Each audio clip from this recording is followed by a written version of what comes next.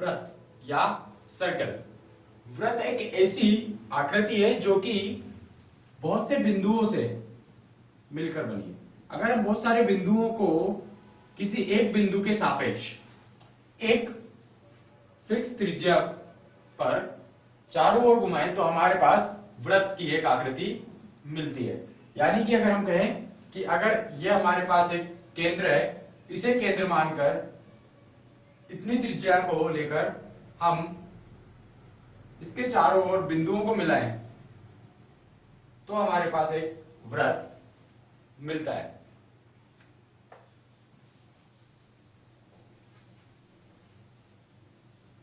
वृत्त में यह हमारे पास इस वृत्त का केंद्र या इस वृत्त का सेंटर होता है। यह हमारे पास इस वृत्त की त्रिज्या या कहें रेडियस, वृत्त की त्रिज्या होती है। यानी कि हमारे प्रकार को हम केंद्र पर रखने के बाद जितना खोलकर आगे हमारे चाप लगाएंगे उतनी ही हमारी उस वृत्त की त्रिज्या होगी। इस वृत्त में, किसी भी एक वृत्त में बहुत से चाप हो सकते हैं। मान लिया कि यह अगर हमारा एक वृत्त है तो इस वृत्त में कई चाप बनाए जा सकते हैं। चाप ए बी, बी सी या इतना बड़ा एक सी डी। तो एक ही वृत्त में बहुत सारे चाप सन्निहित होते हैं।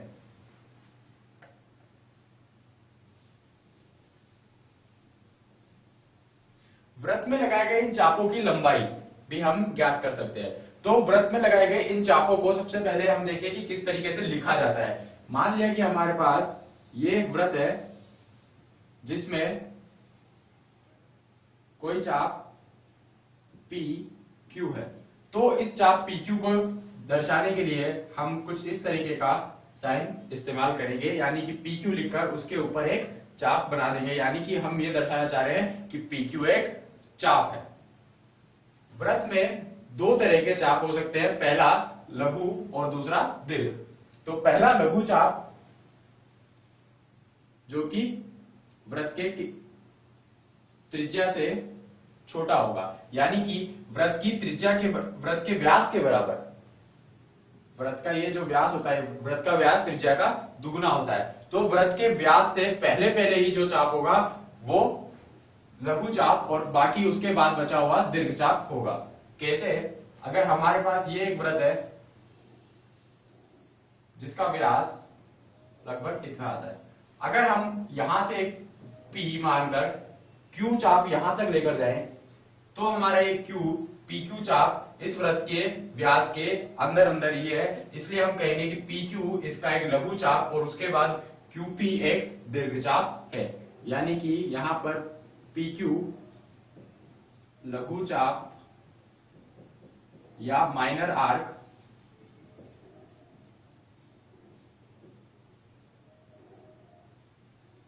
और QP इसका दीर्घ चाप या मेजर आर्क है।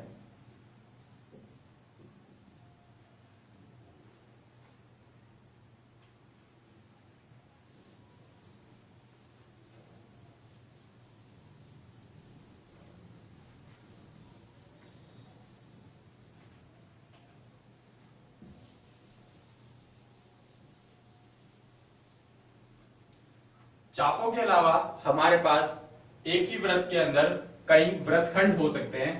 तो इसमें भी अगर हम देखें तो दो वृत्तखंड हमारे पास खास रहेंगे, जिसमें पहला हमारे पास है लघु वृत्तखंड। ये हमारा लघु वृत्तखंड है और बाकी का जो बचा हुआ है वो हमारा दीर्घ वृत्तखंड है। प्रत्येक वृत्तखंड में कुछ ना कुछ चाप निहित होगा, यानी कि एक लघु वृत्तखंड में हमेशा एक लघु चाप और दीर्घ वृत्तखंड में हमेशा एक दीर्घ चाप होगा। तो हमारे पास यहां पर दो चीजें हुई, दीर्घ वृत्तखंड और लघु वृत्तखंड। यानी कि अगर यहां पर हम पी क्यू लिखें और इसका केंद्र ओ है, तो हमारे पास पी ओ क्यू एक लघु वृत्तखंड और क्यू पी एक दीर्घ वृत्तखंड होगा।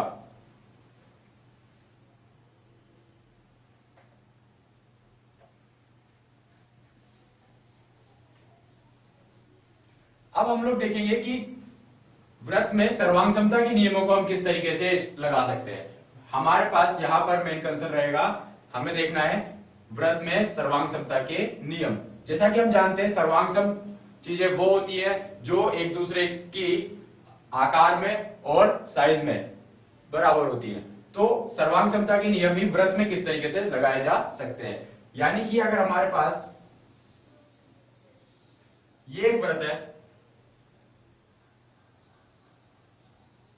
एक दूसरा वृत्त है, अगर हम कहें कि ये दोनों वृत्त एक दूसरे के सर्वांग सम है, तो हम इसमें यह भी कह सकते हैं कि इस वृत्त की त्रिज्या और इस वृत्त की त्रिज्या बराबर होगी, या इस वृत्त का व्यास और इस दूसरे वृत्त का व्यास भी बराबर होगा। अब इन सर्वांग सम के नियम अनुसार ही और त्रिभुज में लगने वाली सर्वांग समता के नियमों के अनुसार भी हम इस एक ही वृत्त के अंदर क्या क्या चीजें कह सकते हैं वो देखते हैं। तो सबसे पहले हम जो कर सकते हैं, अगर हमारे पास वृत्त का केंद्र O है,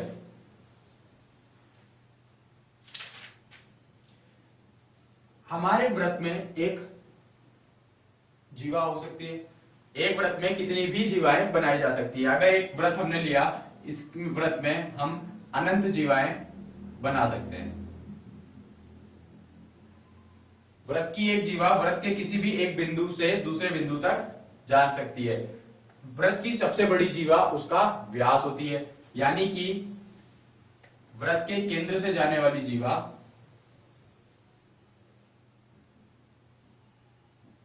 वृत्त के केंद्र से जाने वाली जीवा जो कि वृत्त की सबसे बड़ी जीवा होगी, वही उसका व्यास होगा।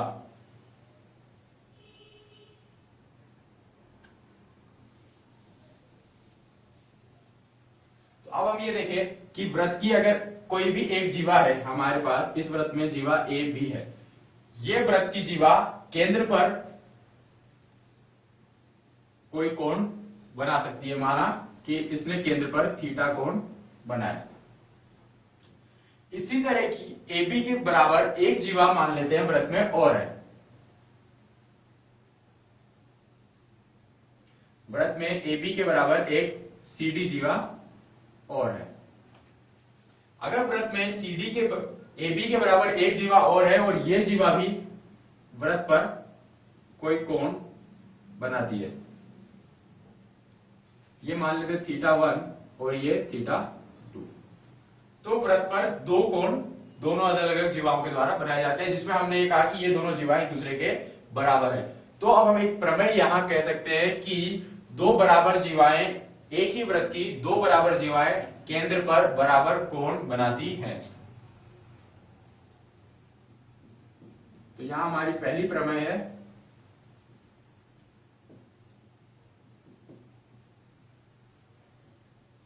वृत्त की दो बराबर जीवाएं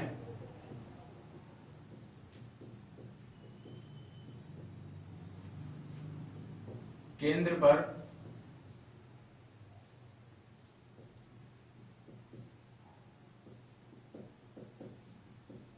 बराबर कोण बनाती है।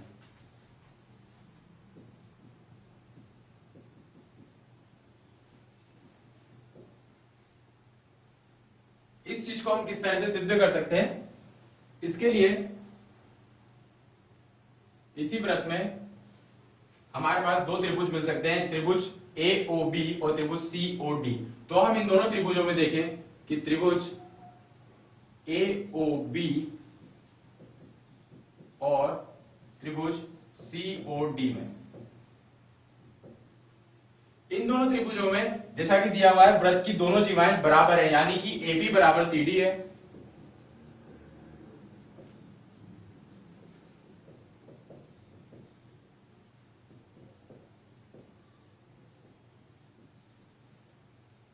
इसके बाद हम कह सकते हैं कि OA और OC बराबर है,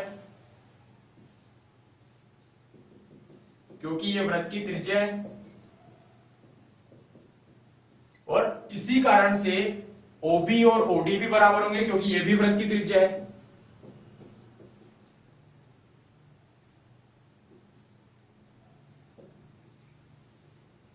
तो S S S, side side side या भुजा भुजा और भुजा के नियम से हम इन दोनों त्रिभुजों को सर्वांगसम कह सकते हैं। तो हमारे त्रिभुज AOB सर्वांगसम है त्रिभुज COD के।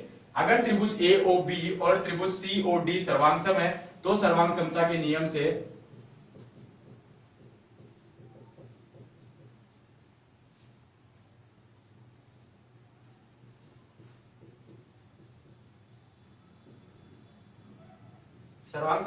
से हम कह सकते हैं कि कोण AOB बराबर है कोण COD के, यानी कि θ1 और θ2 एक दूसरे के बराबर है। यानी कि हम कह सकते हैं कि वृत्त की दो बराबर जीवाएं वृत्त पर के केंद्र पर दो बराबर कोण अंतरित करती हैं।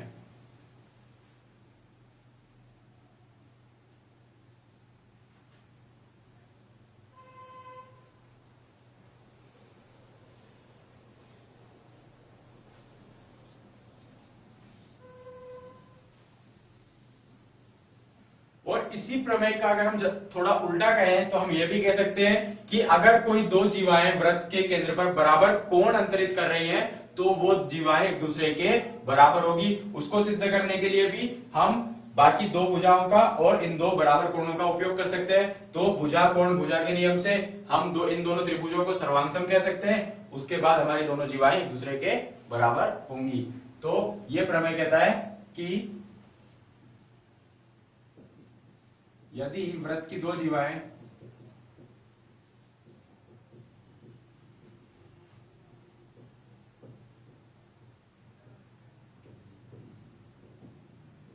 वृत्त के केंद्र पर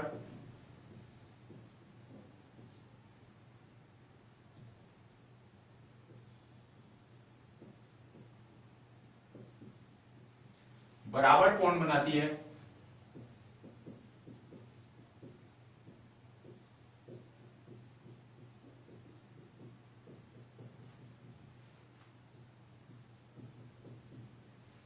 तो वो जीवाएं बराबर होंगी।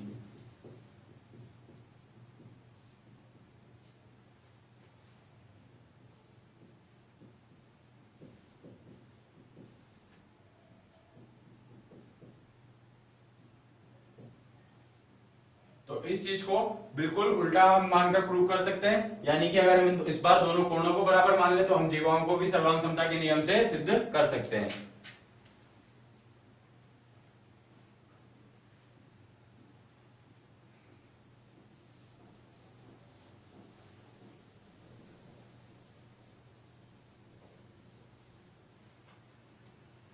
अब हम देखेंगे केंद्र से जीवा पर डाले गए लंब के बारे में। किसी वृत्त के केंद्र से वृत्त की किसी भी एक जीवा पर एक लंब डाला जा सकता है। तो इस लंब के बारे में क्या क्या यहां पर कहा जा सकता है इस बारे में हम देखते हैं। तो माने कि O इसका केंद्र है, AB इसकी एक जीवा है और OC एक लंब डाला गया है। तो सबसे पहला प्रमेय ये कहता है इसमें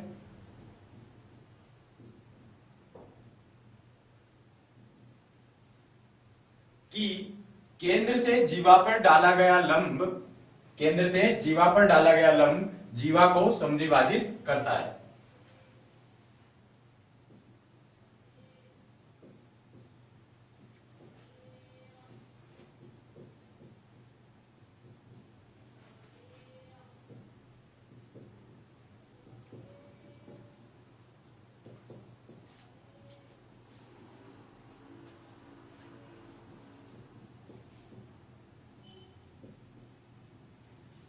केंद्र से जीवा पर डाला गया लंब जीवा को समद्विभाजित करता है।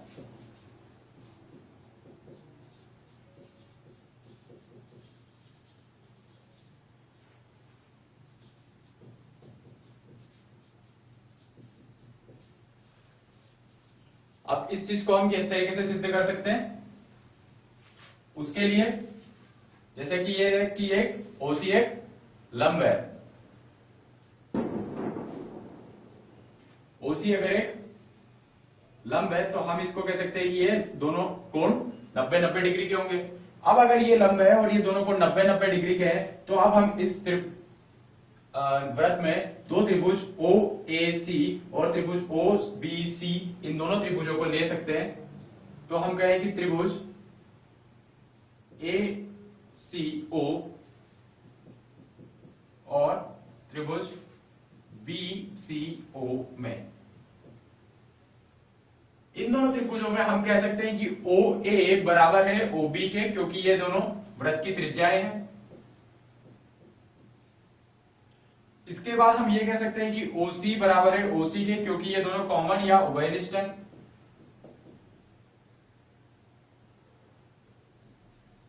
दोनों त्रिभुजों में ओ सी कॉमन है। इसके बाद हम ये कह सकते हैं कि यहां पर कोण ओ सी ए बराबर है कोण ओ सी बी के, दोनों 90 डिग्री के। अब अगर किसी भी त्रिभुज में 90 डिग्री का कोण हमारे पास आ जाता है तो उसके बाद 90 डिग्री का कोण, उसके सामने हमारे पास त्रिभुज की दो भुजाएं बराबर हैं, तो हम कह सकते हैं कि कोण भुजा और भुजा, या एस ए एस, सो भुजा कोण भुजा के नियम से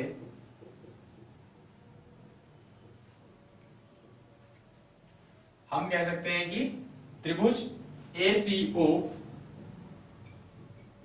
सर्वांगसम है त्रिभुज बी सी ओ के। अगर त्रिभुज ए सी ओ और बी सी ओ एक दूसरे के सर्वांगसम है तो सर्वांग समता के नियम से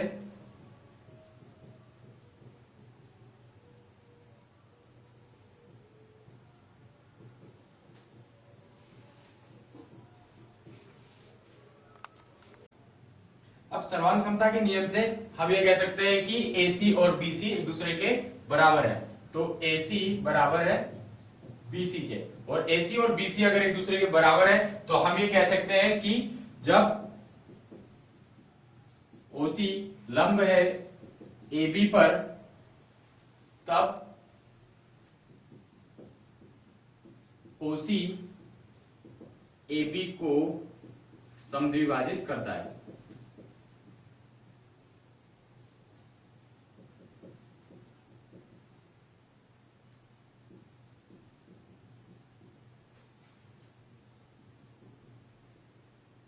तो अब हमारा ये सिद्ध हुआ कि अगर वृत्त के केंद्र से जीवा पर कोई लंब डाला जाए तो वो उस जीवा को समद्विभाजित करता है। अब इसी तरह से हम ये भी कह सकते हैं कि अगर केंद्र से खींची गई रेखा, केंद्र से वृत्त की जीवा पर खींची गई रेखा अगर जीवा को समद्विभाजित करती है तो वो एक लंब है।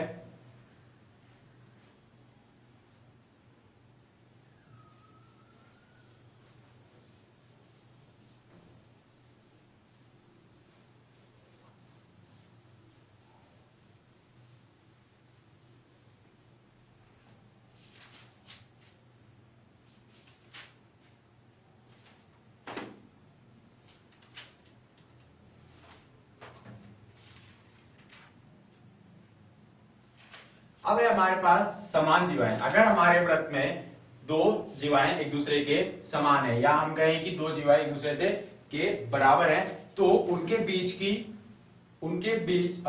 वृत्त के केंद्र से उनके बीच की दूरी भी बराबर होगी। अगर प्रमेय ये कहता है कि वृत्त में दो समान जीवाएं दो समान जीवाओं की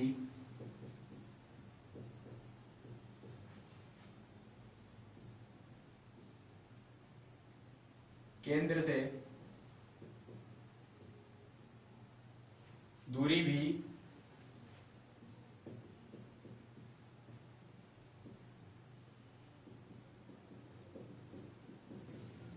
समान होती है।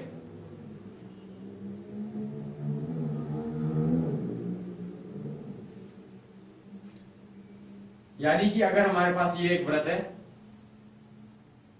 इस वृत्त में केंद्र O से जीवा AB के बीच की दूरी OC है, और इसी तरह से एक CD जीवा है और इसकी केंद्र से दूरी OM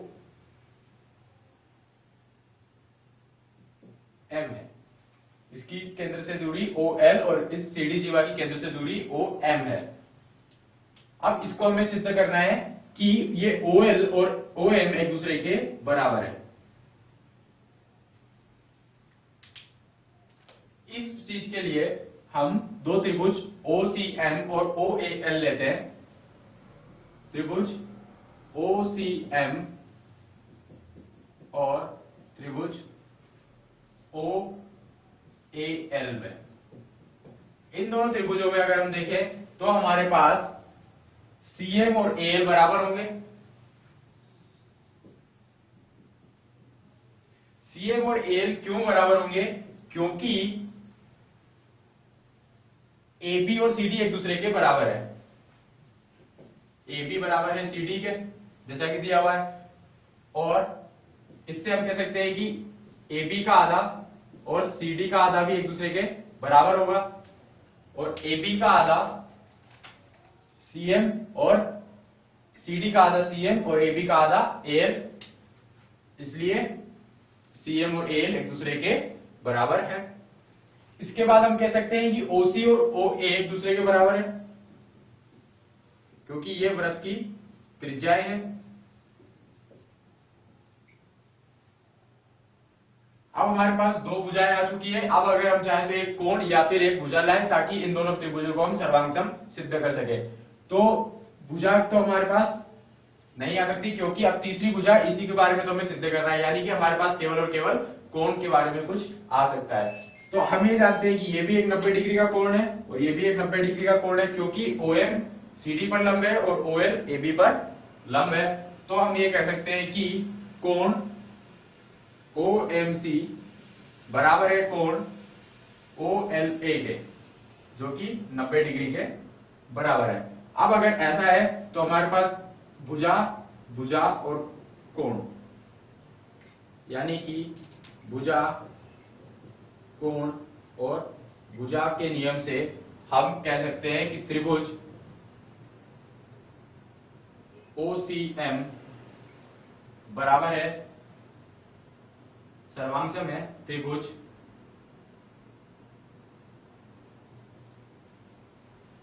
OAL के। और अगर ऐसा है तो हम कह सकते हैं कि OM और OL एक दूसरे के बराबर है, यानी कि सर्वांगसमता के नियम से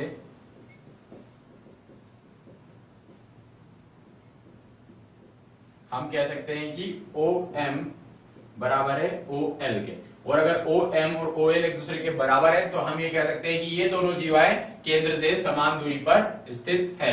यानी कि अब हम ये कह सकते हैं कि अगर किसी वृत्त में दो समान जीवाएं हैं तो उनकी दूरी केंद्र से समान होगी।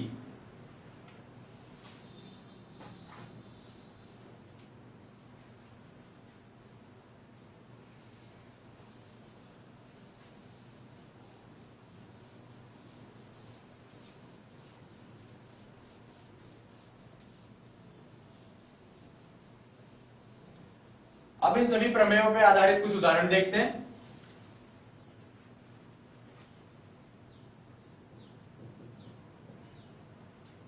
सबसे पहले उदाहरण में एक वृत्त दिया हुआ है।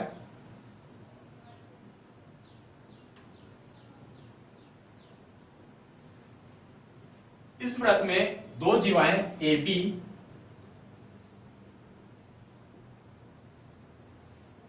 और एक जीवा CD बनी हुई है। देखकर ही हम कह सकते हैं कि ये दोनों जीवाएं एक दूसरे के बराबर बिल्कुल भी नहीं हो सकती। इसके बाद केंद्र O से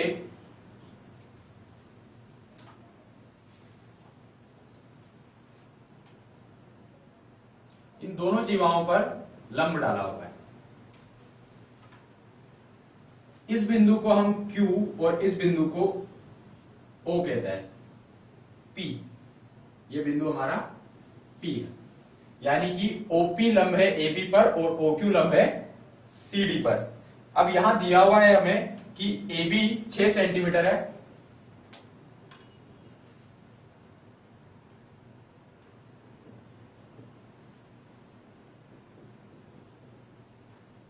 CD 8 सेंटीमीटर है और इस वृत्त की त्रिज्या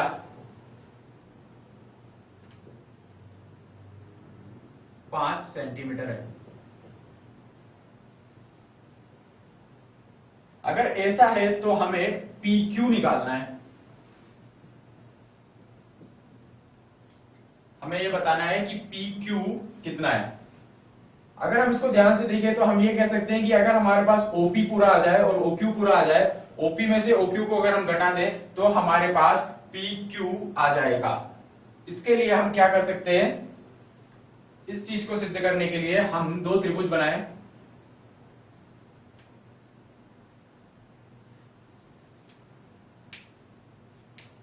इन दोनों त्रिभुजों में से पहले त्रिभुज हम OAP को ले लें।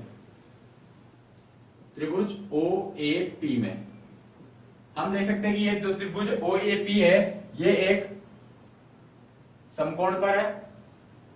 तो इस त्रिभुज में हम पाइथागोरस प्रमेय लगा सकते हैं। अगर हम इस त्रिभुज में पाइथागोरस प्रमेय लगा सकते हैं तो हम ये कह सकते हैं कि यहां पर O1 का स्क्वायर बराबर होगा OP के स्क्वायर के प्लस AP के स्क्वायर के। किस कारण से? पाइथागोरस प्रमेय से।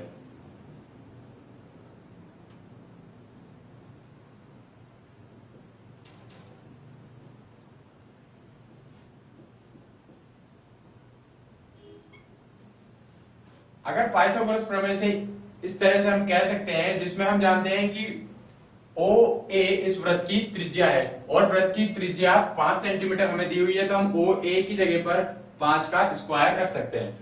इसके बाद OP जो कि हमें नहीं पता है तो OP को हम ऐसा का ऐसा रखें और AP स्क्वायर।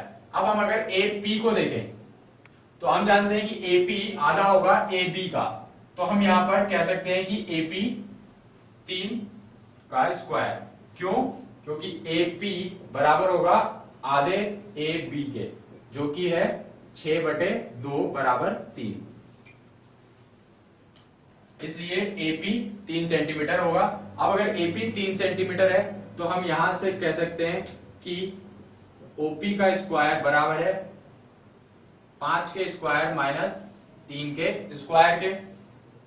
इस हिसाब से OP का स्क्वायर बराबर हुआ 25 माइनस 9 बराबर 16, यानी कि OP बराबर है 4 सेंटीमीटर। ये हमारे पास आया OP है अब हमारे पास 4 सेंटीमीटर। बिल्कुल इसी तरह से हम OP के बाद OQ भी निकाल सकते हैं, यानी कि अगर हम दूसरे त्रिभुज OQC में भी पाइथागोरस थ्योरम लगा दे तो हमारे पास OP के साथ साथ OQ भी आ जाएगी। तो अब हम लिख लेते हैं यहां पर कि हमारे पास OP आई है 4 सेंटीमीटर। अब हम पाइथागोरस थ्योरम लगाएंगे हमारी त्रिभुज OQC में। तो त्रिभुज OQC में पाइथागोरस प्रमेय से हम कह सकते हैं कि OC का स्क्वायर बराबर होगा OQ के स्क्वायर के प्लस QC के स्क्वायर के।